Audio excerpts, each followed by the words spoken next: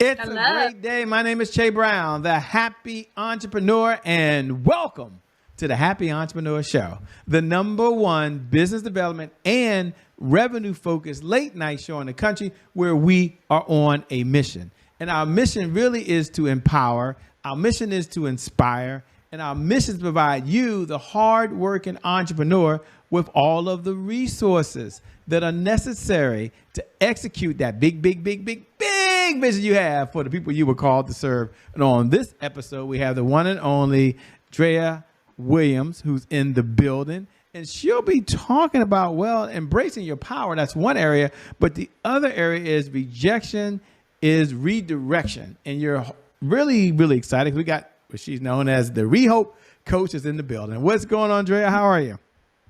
Hello. How are you? I'm doing Good, great. I'm good. doing well. That's excited to be here with you. Now, folks are probably wondering, Shay, you said she's the ReHope Coach, and we won't get into what's going on. Everybody want to know what in the LL Cool J is a ReHope Coach. I think that's a fair question at a fair time. So take a moment and tell us, what is a ReHope Coach, and why is that more important today than ever before? Well, the name of my business is Revitalized Hope and Healing. And I shortened it a little bit to call myself ReHope Coach. I didn't want to just be a life coach. When I went into and just pivoted into coaching, a lot of folks were like, "Oh, you're a life coach." I'm like, "No, I'm not a life coach." I wanted to like brand myself a little bit different because I reestablished hope in the lives that have lost hope for the moment. Basically, my niche is high performing women who are overachievers. So those women have lost hope just for a moment, and then I help them reestablish that hope. I love it. And they're reading the subtitle. I know y'all, we'll get into her bio in a moment, so we'll check her out. I know y'all, some of you already Googling her. I get that. But you had rejection is redirection. Before we talk about that, let me ask a question. Why do folks struggle so much these days with embracing their power? You started off that, and they've got Instagram now, so they should be able to get excited on any given day. They've got TikTok if they want to sing along, by the way. They've got so much. They have AI. They can talk to them, make them feel good, yet they're not embracing their power. So I guess my question is, why are folks today struggling with embracing the power within inside of them? Because their past trauma has taken that power away from them. And they lack the ability to work on their past trauma alone. It's okay to ask for help. It's okay to say that I don't have control over this. There's something not right.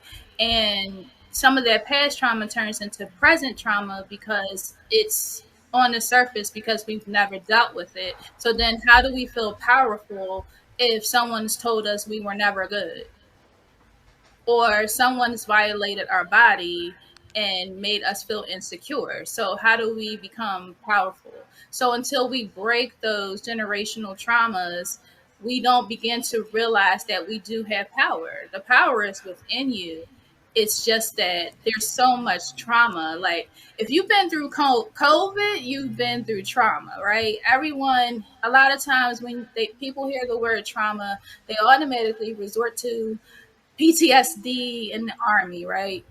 But trauma is basically the environment that you live in, the experiences that you have dealt with, and us as a culture we have experienced a lot of trauma specifically, and that's called complex trauma because we have lived in environments where things happen over and over and over again repeatedly, or we're born into things that we just can't help, right? So if our mother was traumatized, like just with an environment that wasn't safe, living in a neighborhood that wasn't secure, she walked around with a whole bunch of anxiety, then she's carrying us in utero. Guess what? We are more highly subjected to the chances of having anxiety once we grow up, right? But then add on to the fact that when we are growing up, we're actually in living in an environment that is anxiety provoking, just with the folks that's in the household and outside, then guess what? we probably will end up with some anxiety. So complex trauma is all around. That's something that is repeatedly, happening to us. And I can further go into that because trauma is my thing. But I really like to hone into the trauma aspect because for real, trauma is the thing that holds us back. All of us as human beings, it holds us back. That first time you were rejected on a playground at 5 years old, right? That's made you not feel comfortable as an adult applying for certain jobs, going certain places, because you feel like you're not good enough. It's going to take you back to those other moments because from that moment, other moments, occurred down the line. And now they might treat me the same way I was treated since I was a young child. How can I stand up there and ask for this or apply for that? They're going to tell me no, or they're going to say I'm not good enough, or that one no to that resume means that every time I apply for a job like this at another company, guess what? They're going to say I'm not qualified. And for the person that's listening, it's like, I'm all in, Shay. I'm hearing what she's saying. It's kind of like she's reading my diary right now or my journal. Just ask her up front, before we learn about who she is, what's one or two or three things that you could say to someone that you might share with someone now that could help them, that maybe trauma is doing exactly what you said it is. Now, ladies and gentlemen, this is a loaded question. Okay. Y'all all are different places, different spaces. Some of you had therapy, some of you haven't. But if you could, Drea, just give them like, hey, here's one thing or two things or three things that I would recommend to someone or share with someone who's going through some things right now or some trauma that they had in their past is holding them back. What would you say to that person who's watching right now? Number one, you have to accept the trauma, right? So a lot of times our bodies chemically, our brain-wise, our neurological systems are built as those so that we can move on in society and function. Our bodies will repress the traumatic experiences, right? So that we can cope, so that we can move forward, so that we don't always start off with a standstill, right? But it comes back up. So first thing, you have to recognize that that's what's going on and address the trauma. Secondly, there may be some triggers to that, right? So unfortunately, and this might be a trigger, some of us have traumatic experiences that happen in our home from family members, right? So sometimes you're going to have to set that boundary and say, every time I go home for Thanksgiving, I have really bad thoughts. I get really sad because I know that I'm sitting at the table with such and such who touched me when I was little, and it makes me feel uncomfortable. And when I told my mom, she didn't believe me, and she told me to just push it aside. So now we all get together, and I can no longer take it anymore. So I had to set a clear boundary, like, no, I'm not coming to those dinners anymore, right? And the third thing that you have to do is ask for help, because that's twofold too for me, because a lot of times God will send you help. So then I also say accept the help, because God will send you a helper, be right there in your face. And because you just don't want to open that Pandora's box, you'll deny that help. But it'll be right there in your face. God will send a helper. We often, us as a culture, again, we grew up that, we bring things home to the church, right? In the home, and then we take it to church, right? But as a believer, I'm a minister. Also, we have been given the gifts, right? As believers, God has given us gifts as we were born. And He has made it so that there are professionals that can help him out here on this earth. So He's going to send you the help. When we pray, often we're like, oh God, could you do this? Could you do that? Could you do that? And guess what? He's not automatically dropping the money. He's not automatically dropping this other thing that you need, but he's pointing you in those directions, or he's dropping the people right in front of your path to lead you there, or he's dropping the educational thing that you need maybe to get to the next level. So those are my kind of like three things, because the last one was twofold. And it's spot on. I think it's a good transition, although you touched on it a little bit. It's very serious. I can hear the passion in your voice. I can hear sincerity. This is not just she's the ReHope coach to be cool and look like the part. This is someone that you're hearing right now, Andrea, who's really in the trenches with the folks. And she's there not only to be a fighter for you mentally, but to also make sure you have the breakthrough you're looking for. Can you take a moment and slow down if you can? Tell folks a little about who you are and a little about the backstory that led you to being so passionate and doing what you're doing now. I know you talked a little bit, but we get the backstory. Well, I was that person, and reflecting about it earlier today, and preparing for preparation for this interview. And really, I've gotten to the point where I really don't prepare much for interviews, because I just let the Holy Spirit just move through me, right? But, reflecting back to my childhood, I remember being in positions where I felt like I couldn't use my voice, but I felt so powerful. Like I felt like I could be a leader, but I was never called upon to be a leader. I felt like I should be stepping up in the group, but I felt so shy, or felt like I would be so rejected. They would be telling me, no, you shouldn't be the leader of the group, that I just wouldn't attempt to try. But I went on for years like that. But there was something always inside of me like, Nydria, you're supposed to be there. You're supposed to be in the front. You're supposed to do this. You're supposed to do that. And it never stopped nagging me, right?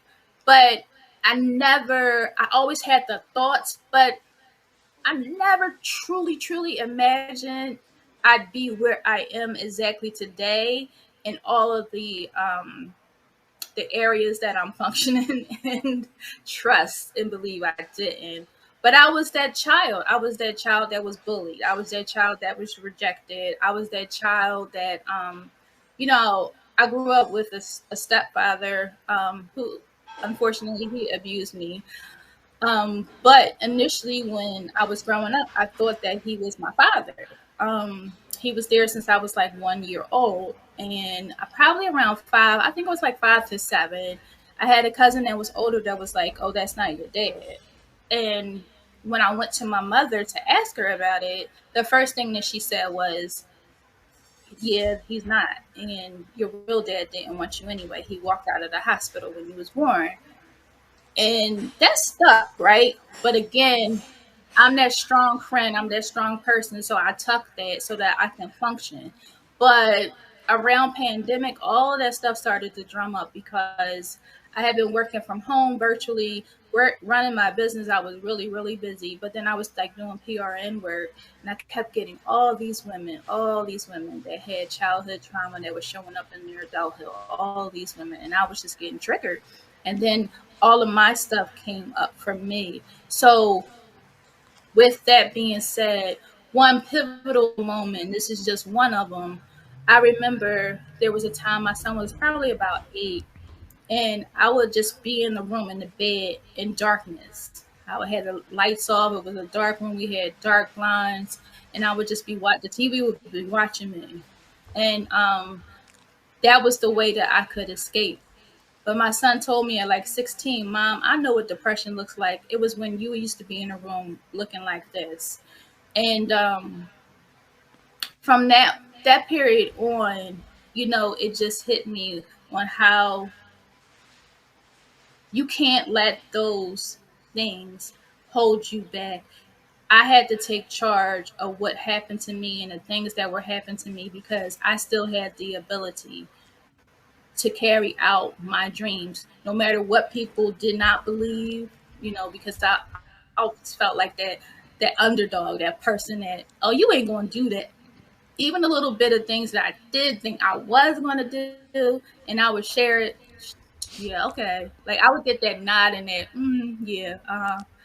Like, and that would make me feel away. Like, dang, they really don't believe me. Mm-hmm. So it's funny because I spend a long time like, I'm gonna show them. I'm gonna show them until God showed me, no, you're gonna be obedient, and then I'm gonna show you. You know, as you was talking, one of the things that really struck out to me is again is your sincerity, being open, being authentic. And as you were speaking, you kind of answered the question, which is we normally do this segment called "Today's My January 1st," right? And it's a segment where you talk about a setback, but you've done that several times throughout this conversation. But you have a phrase that they're seeing right now in the headline or on the image for those folks that are watching us live or those folks that are tuning in and watching the replay, which was your dream is deserved. And you know, when I first saw it, and I try to be the most positive person in the world. I'm like, okay, empower yourself. I get it. We got to get ourselves up going. I said, okay, I get that. Then I was like, okay, rejection is a redirection. Okay, that's cool. Little pivot. Got that. But then I heard your dream is deserved. So I think about some of the things I wanted. And then it's not a self-confession time, ladies and gentlemen, for Shay Brown. But I was like, whoa, there are some dreams that I have that back in my mind, I've been doubting, you know, and I'm not, again, I'm probably the only person that does that. But when I read that, I was like, nah, you deserve this. It's not like this is some big dream that's far outstretched. You don't, no, you deserve it because you're putting in the work, you're putting in the time, you're putting in the effort. So take a moment if you can. And I didn't pre-frame it for the audience, so they have no idea what I'm talking about. But that whole phrase, your dream is deserved. Tell us the backstory of that and why that's so significant as the tail end of your topic. Because during some of the things that I just mentioned, my mental health wasn't right, it wasn't intact, and I feel like that's my calling. God has sent me to help women because I'm relatable.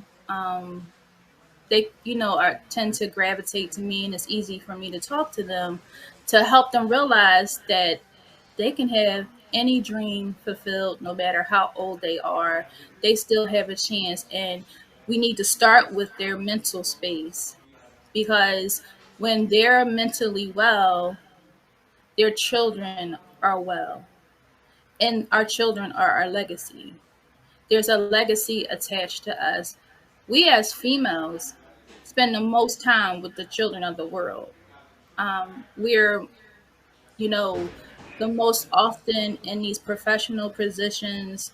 There are more women in the educational systems. They're becoming more men, but there's more exposure to women in these positions with the children. For most of the days, you go to a daycare, there's more women in a daycare. And imagine that woman that comes to work broken every single day. Guess what? Infants pick up on emotions from our facial expressions. They pick up on trauma from our facial expressions. So let's work on the fact that your dream is deserved, right? You deserve that dream, but we have to get you to believing that you deserve that dream because your mental space is not well because of your past trauma and rejection. And what happened for me was I joined an anthology that was Radical Woman 1 in a Million. And my chapter for that was what happened to a dream deserved. And the visionary was like, "You mean dream deferred?" And I'm like, "No, dream deserved. It's not the poem, but it's my story." Because this is what happened to me. I let everyone's influence, negativity, rejection, all of that stop me from believing that I still deserved it. Got me to the point of where I didn't want to be here on this earth anymore. And I almost didn't live out my dreams. But now here I am living out my dreams. I had a teacher that killed my dreams. Like, she was like, "Oh, you'll never be a public speaker." She gave me a D in public speaking in the 6th grade. And now I'm a minister of the gospel, in which that was not my plan. That was God's plan. But when I tell you there are things that I'm doing that I never saw coming, there are. But that was all a part of God's plan. But from that rejected little girl, I would have never, ever moved forward if I didn't work on myself and realize that I deserve this. It's my God-given birthright. I'm a believer and I'm doing right by God, right? I'm a good steward. I'm following and I'm now obedient to the fullest. I've surrendered. Therefore, I deserve it, right? So I'm going to fight for it. I'm going to fight for it. You're a fighter. I admire that. One of the questions I like to ask as you were sharing that when I get a time is that, well, I'll say this first. A good part of our audience are dualpreneurs. They work a full-time job and they're a full-time entrepreneur. They might be wondering, wow, Shay, how does she juggle it all? What advice did you have for someone like me who's a mom, or they're a dad, or they're a husband, or they're a wife, or they're in a relationship, or they're taking care of the kids, or the kids have a schedule they got to adjust to, or they're a caregiver, or they're involved in the community like you are, or in the faith community. Like, look, I've got a lot going on, and you want me to deal with my own issues when everybody counting on me? Now, I'm wondering, Shay, ask her, what is her view of the world? What would she say to someone like me? That people are pulling at me all the time, and it's hard for me to slow down to take care of me. Again, I know it's a broad question, but I would love to get your perspective on it. Well, it's an easy answer. You can't take care of the world if you're not taking care of yourself. There's been plenty of times where I was busy so taking care of everybody else, and literally God set me down. Literally, like leg broke out of nowhere, couldn't walk for months out of nowhere. I was like home during the pandemic, but like I got up one morning and could not walk on my leg. But it was him telling me to rest, right? He will, something, God forbid, but something tragic will happen sometimes for him to show you what it is that you need to do with you and your body and how you need to take care of yourself. You cannot take care of anyone else as a mother, as a wife, as a friend without taking care of yourself. You have to reset, you have to rest. And I know a lot of times people preach about balance, right? It's very hard, and I'm being completely transparent. It's very hard to find balance, but time management is key. And if the goal is desired, right? If the dream is desired, it's a desired goal, guess what? If at the end of it is time freedom, then as much free time as you do have after you take care of the priorities, let's work towards that goal so that we can get the time freedom faster, sooner than later. Because then once that's taken care of, we can get to the time freedom and you'll have less stress. But you cannot be there and show up for everyone else if you're not taking care of yourself, period. Yeah. What do you enjoy most about what you're doing these days? The passion's there, the fire is there, but what do you enjoy about it? You're not doing it for the money. So what do you enjoy about it? They say the most selfish thing you can do is serve someone else, help someone. And at first, when I would hear that singing, I couldn't quite understand, like, what are they talking about? Like, what does that mean? But it's true. I don't help people in order to make me feel good or to gain the accolades. I don't even like to lead first with my accomplishments, right? But what warms my heart is to see God work through me and to see a woman receive the help that she needs, or to see them cross over and have their transformation, from their experience with working with me. That is amazing to me. We're on tour, and this weekend in the DMV was amazing. And, at the end of the weekend, it was like, wow, these women showed up and this is happening. This is the second stop of the tour. And it's like the women leave saying, I came in here and I did not expect this to happen. Like, they're crying, they're healing. And I just let God work through the room. But that experience for me, seeing women being in a safe space, me being able to hold that safe space for them, and them being able to let go and let some of their trauma go and having a transformation. Because I believe, like, when they come to the tour stop, they come in one way, and I believe they leave a different way. They're transformed just from that one time. I believe that happens, and to me, just being there to serve and to help gives me the joy. Doing this kind of work, everyone knows in this field of mental health space, you do not get paid as much as you should. So it is, social work, mental health, it is more of a, you have to have the passion for the people. You have to have the compassion for the people. It's never really about you.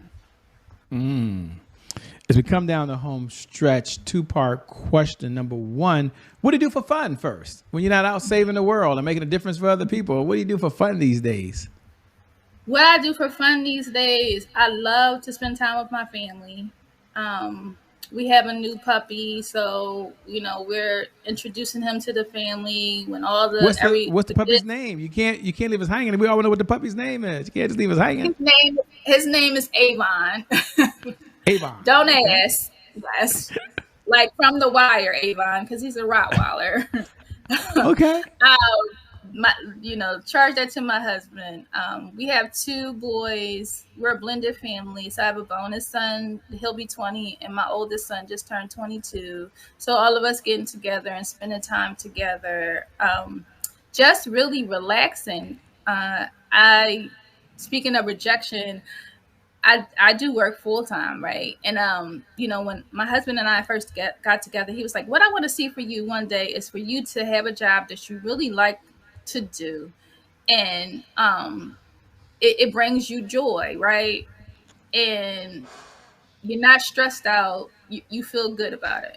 I finally had that job. So I'm off this summer. I've applied to this position 6-7 times within the last 6 to 7 years. And I took every no that they gave me, and I never stopped applying until finally they said yes. This is a better position. It's more money. I'm off the summers. I'm off during the school year. I'm an in-school counselor in a high school in the suburbs. And I've been resting. Like, when I tell you this is the first time I can remember ever sleeping to 8 and 9 o'clock. Like, I've been resting. That's what I've been enjoying. But I love to travel. I love to travel and just spending time with family and friends. That's fantastic. Well, two-part question. Number one, what type of clients are you looking to work with these days? And number two, how can folks best connect with you? How can they stay in this conversation over and beyond the time that you and I have on this time? The kind of clients that I'm looking to work with are women that are motivated, right? I work with high performing women. So those women that you mentioned that have a lot going on, family, work, maybe you want to dabble in entrepreneurship or already are, but they're motivated to get to the next, right? The desired goal, but they know that something's in the way. There's something that's blocking them. There's something that's holding them back. It's that trauma thing. And maybe traditional therapy hasn't worked, and they're looking for something new. I have a 90-day program that will give you that transformation. Where you can reach me is ReHope Coach everywhere. So ReHope Coach on Facebook, that's the business page. And then ReHope_Coach Williams on Instagram. I have a podcast. It's Hope After Storms podcast on everywhere you get your podcasts. I'm on YouTube as ReHope Coach. And the website is rehopecoaching.com. You can find tickets for the rest of the tour on there. The next stop is Dallas on August 24th. And, I'm just looking to serve women who are really feeling in that middle place, that transitional place, but they know they want more out of life and they need the help. Or they're not even sure if they need the help, but they want to try. They want to give it a try because that little boost is going to get them over. Because I've been that woman.